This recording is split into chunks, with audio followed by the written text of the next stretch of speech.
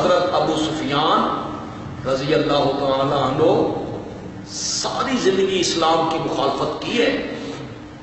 فتح مکہ کے دن انہیں ایمان نصیب ہوا اور اس کے بعد انہوں نے اللہ کے راستے میں جہاد کیا. ان کی ایک آنکھ شہید ہو گئی.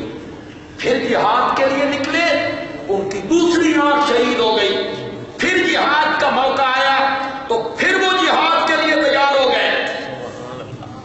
اور جب ان کے بیٹوں نے اور پوتوں نے یہ کہا کہ آپ کی آنکھیں نہیں ہیں, آپ کو نظر نہیں آتا, آپ معذور ہیں اور معذور لوگوں پر جہاد فرض نہیں ہے, تو آپ ٹھہرے گھر میں, ہم کیوں جا رہے ہیں؟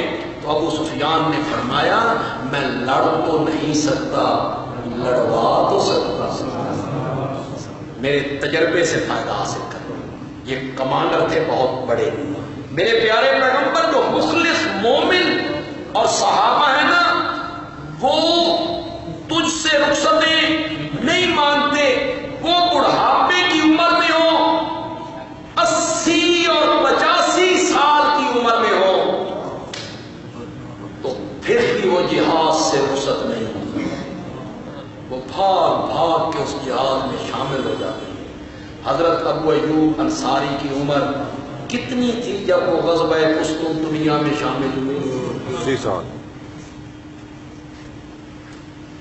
لاگے رہے اسی میں تو وہ فوت ہو گئے. اسی غزوے میں ان کا انتقال ہوا. قسطنطنیہ, یہ جو آج استنبول کہلاتا ہے ترکی میں, اس کا نام قسطنطنیہ ہے. ان کی قبر آج بھی استنبول میں ہے. انہوں نے اس لشکر کے کمانڈر یزید ابن معاویہ سے کہا تھا کہ یہ بحری جنگ ہے, ہم کشتیوں میں ہیں, جہاد میں ہیں, میں فوت ہو جاؤں تو میری میت پانی کے حوالے نہ کرنا, جہاں تک مجھے اٹھا کے لے جا سکو میری میت کو اللہ کی راہ میں سفر کرنے دینا, تاکہ میں رب سے یہ کہہ سکوں کہ مولا مرنے کے بعد میرے وجود نے پھر بھی تیرے راستے میں سفر کیا.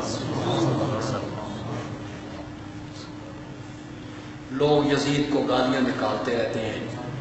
اگر یہ ایسا ویسا ہوتا, بدماش ہوتا, کبوتر باز ہوتا, کہتا چھوڑو بوڑھا آدمی ہے, وصیت کر رہا ہے, کون میت اٹھا کے پھرتا رہے. نا, وفادار آدمی ہے, اس نے اس وصیت کو پورا کیا.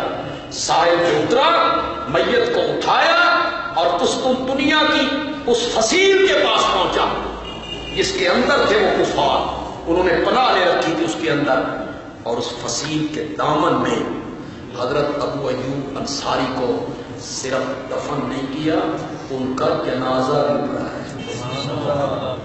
یہ مہمان, یہ میزبان رسول عربی ہے. حضرت ابو ایوب انصاری اسی کے گھر میں نبی پاک رہے تھے.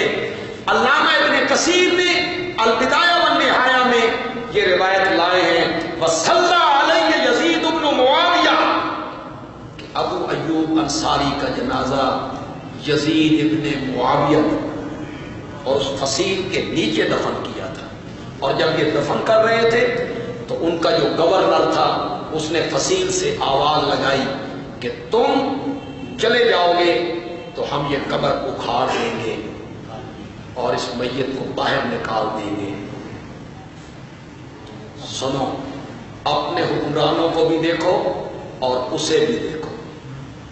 ہمارے حکمران آج کفار کے سامنے لیٹے ہوئے ہیں, سجدہ ریز ہیں, اسے بھی دیکھو.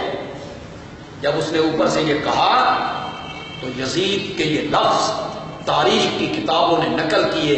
یزید نے کہا یہ ہمارے پیارے پیغمبر کا معزز صحابی ہے اور میں اسے یہاں دفن کر کے جا رہا ہوں. اگر مجھے پتا چلا کہ تم نے اس میت کی توہین کی ہے تو میں پورے عرب میں ایک کلیسا باقی نہیں چھوڑوں اور میں ناقوس نہیں بجنے دوں. مجھے ابھی یقین دلاؤ کہ تم نہیں توہین کرو گے.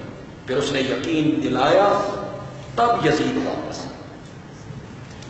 یہ جملے ہر حکمران نہیں کہہ سکتا،